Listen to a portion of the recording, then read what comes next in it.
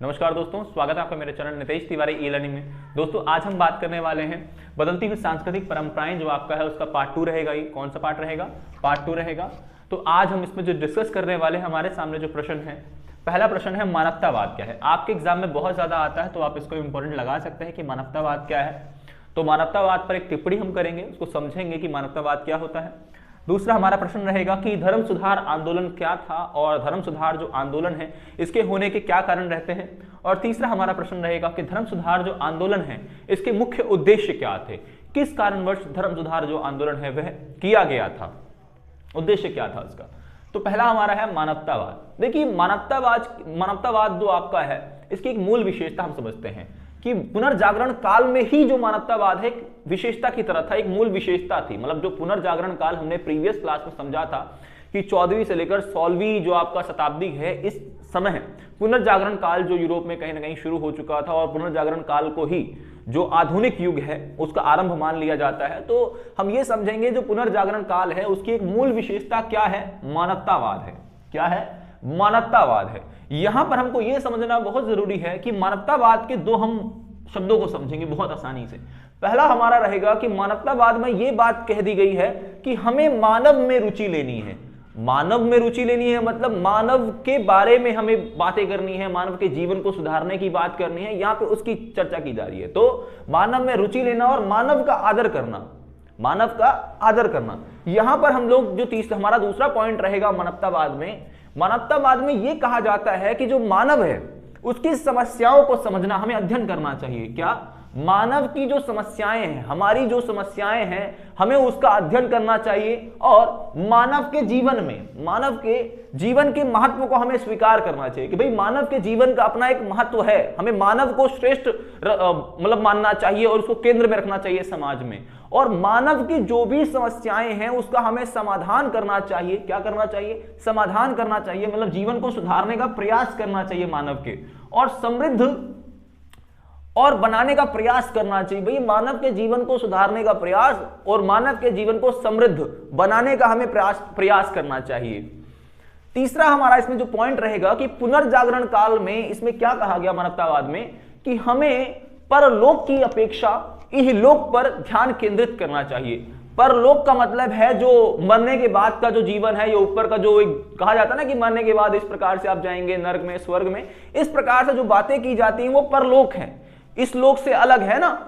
लेकिन जो इहलोक है, इहलोक का मतलब यहां जो आज हम जीवन जी रहे हैं, जो जीवन हम जी रहे हैं, इसको इहलोक कहा जाता है। तो मानवतावाद में कहा गया भाई कि मरने के बाद किसने देखा हम कहां जा रहे हैं। तो यहां पर कहा गया कि हमें जो ध्यान केंद्रित करना चाहिए वो इहलोक में करना चाहिए। इहलोक मतलब जो आज का आपका जीवन आप जी रहे हैं, हम व्यतीत कर रहे हैं, मतलब हम लोग। दूसरा हमारा प्रश्न रहेगा कि धर्म सुधार आंदोलन क्या है और धर्म सुधार आंदोलन के क्या कारण थे, ऐसा क्यों हुआ कि धर्म सुधार आंदोलन यूरोप में हुआ।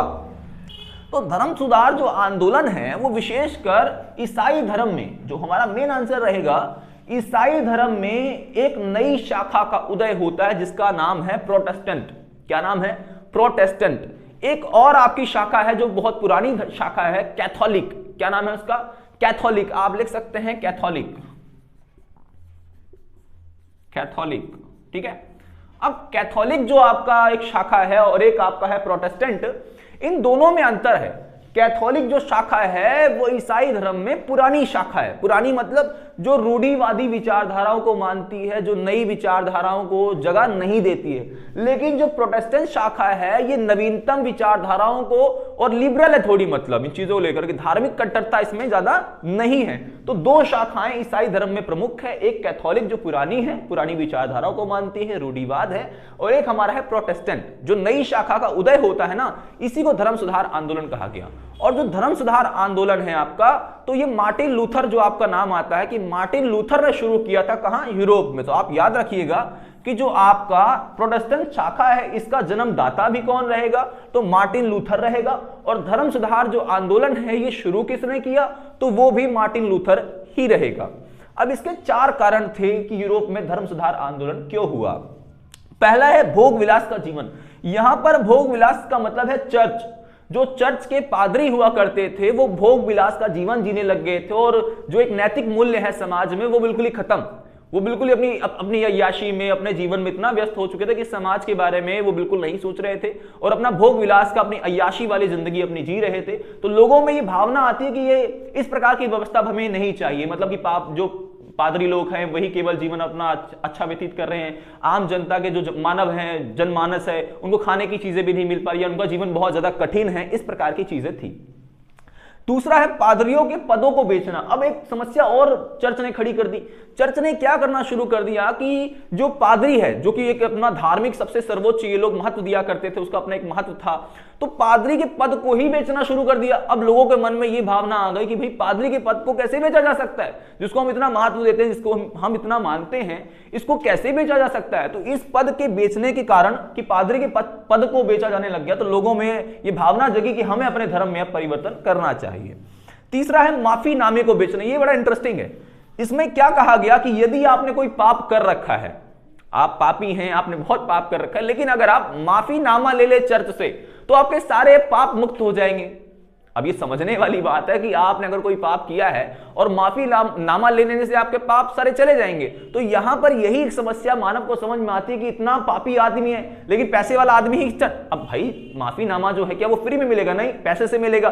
तो लोगों को समझ में आना शुरू होगा कि ये जो एक व्यवस्था बन रही है बिल्कुल ही ज्यादा नैतिक मूल्यों से बिल्कुल अलग है। यहां पर भ्रष्टाचार मतलब फैलता चला जा रहा है। अगला है पोप द्वारा अधिक कर की वसूली। अब पोप जो मैंने पहले पॉइंट में बोला था कि भोग विलास का जीवन जी रहे थे, अब भोग विलास का जीवन जीने के लिए आपको चाहिए पैसे। तो यहां पर जो पोप है बड़ी मात्रा में जनमानस से कर की वसूली कर रहे थे। अब आम जनता का जीवन इतना समृद्ध था नहीं, जब जीवन समृद्ध नहीं था तो वो कर नहीं दे पाएंगे, तो यहां पर उनका जीवन और ज्यादा कठिन हो जा रहा था। इस कारणवश कर की वसूली ने भी जनमानस को धर्म में परिवर्तन करने के लिए एक प्रेरित किया होगा। तो ये 4 हमारे पॉइंट्स थे। अगला हमारा प्रश्न रहेगा कि धर्म सुधार आंदोलन के उद्देश्य क्या रहे होंगे, कि धर्म सुधार आंदोलन जो किया जा रहा था उसके वास्तविक उद्देश्य क्या रहे होंगे। तो हमारा जो पहला पॉइंट है कि पोप और अन्य जो धार्मिक अधिकारी हैं, कौन कौन है? पोप है और अन्य जो धार्मिक अधिकारी है ना, ये क्या हो चुके थे कि धार्मिक निरंकुश हो चुके थे। निरंकुश का मतलब होता है जिन पर कोई अंकुश ना हो। देखो, निरंकुश का मतलब होता है जिस पर कोई अंकुश ना हो, कोई प्रतिबंध ना हो, और ये असीमित अधिकारों का प्रयोग कर रहे थे। असीमित मतलब इनके पास ही सारे राइट्स थे कि भाई समाज या ईश्वर ने हमें अधिकार दे रखा है, इस प्रकार के हम कानून बना देंगे, हमें कोई बोल नहीं सकता। इस प्रकार की जो व्यवस्था है वो बनती चली जा रही थी। तो जो पोप है या धार्मिक जो अधिकारी हैं उनके पास असीमित शक्तियां आ चुकी थी। इस कारणवश धर्म सुधार आंदोलन के माध्यम से उनकी शक्तियों को सीमित करने का प्रयास किया गया। दूसरा है उनके नैतिक जीवन में सुधार लाना। नैतिक जीवन, जैसे हमने बताया कि वो लोग धर्म के कार्य कम कर दिए थे उन्होंने, और वो लोग भोग विलास का जीवन जीना लग गए थे और भ्रष्टाचार को फैला रहे थे। तो लोगों ने बोला कि हम धर्म सुधार आंदोलन करेंगे, धर्म में अपने सुधार करेंगे और लोगों के नैतिक जीवन में सुधार हम लाएंगे, मतलब उन लोगों के नैतिक जीवन में सुधार लाएंगे। तीसरा हमारा प्रश्न है कि हर व्यक्ति को धार्मिक स्वतंत्रता का अधिकार दिया गया, कि जो व्यक्ति अपने अनुसार जैसा ईश्वर की आराधना करना चाहता है, जैसी पूजा करना चाहता है, वो कर सकता है, उसको किसी की आवश्यकता नहीं है, उस पर कोई प्रतिबंध नहीं होना चाहिए। वो अपने अनुसार अपने ईश्वर की, अपने आराध्य की पूजा कर सकता है, अर्चना कर सकता है।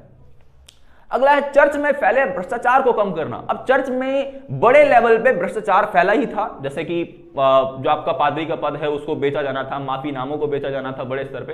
तो जो भ्रष्टाचार था इसको कम करना ये बहुत महत्वपूर्ण आपका धर्म सुधार आंदोलन का एक पक्ष रहा था। लास्ट में मोक्ष के लिए आपको पादरी पर निर्भर रहना पड़ता था। इसका मतलब देखिए, जो ईश्वर है फिर पादरी है फिर मनुष्य है, मतलब कहने का मतलब जो मिडिल मैन है वो आपको ईश्वर के पास पहुंचाएगा। तो आपकी निर्भरता किस पर रहेगी? ईश्वर तक पहुंचने के लिए पादरी पर।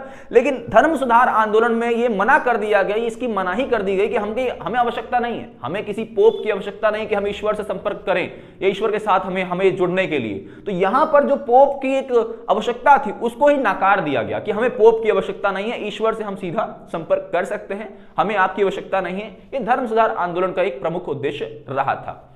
तो इस प्रकार से हमने आपकी जो बदलती हुई सांस्कृतिक परंपराएं हैं उसके बहुत ज़्यादा जो महत्वपूर्ण पक्ष हैं उनको हमने चर्चा कर लिया है, और आशा करता हूं कि आपको वीडियो बहुत ज़्यादा अच्छी लगी होगी। तो इसी प्रकार से मेरी वीडियोस को देखते रहें और लाइक, शेयर और सब्सक्राइब करना ना भूलें। जय हिंद, जय भारत।